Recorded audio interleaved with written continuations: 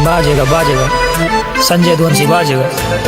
तेरा बेटा जनानी वाला जनानी वाला।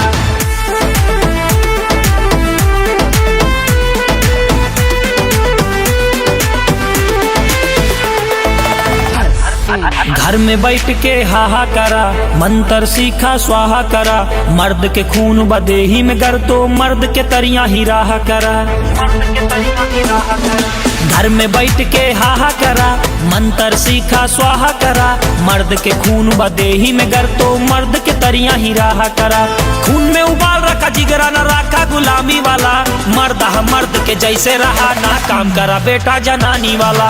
मर्द मर्द के जैसे रहा ना काम करा बेटा जनानी वाला। काम तेरा बेटा जनानी वाला।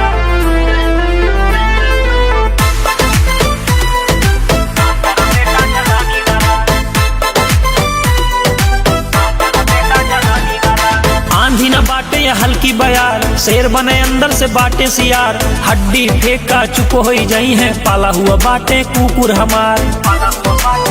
भूख साले भूख सबका वसमा कई के रखे बजै से कान्हा जी के बंसी, अपने गांव में जाके कहिदा लइका आवा बा यदुवंशी। खून में उबाल रखा जिगरा न रखा गुलामी वाला, मर्द मर्द के जैसे रहा ना काम करा बेटा जनानी वाला। मर्द मर्द के जैसे रहा ना काम करा बेटा जनानी वाला।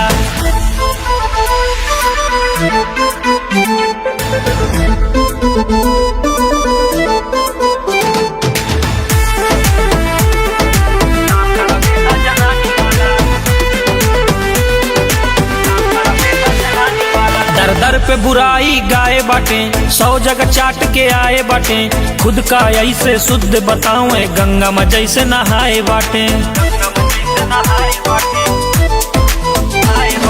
ढेर जने के जला जला के राख बनाए बाटे, पूरे इंडस्ट्री पे नाम के अपने धाक जमाए बाटे।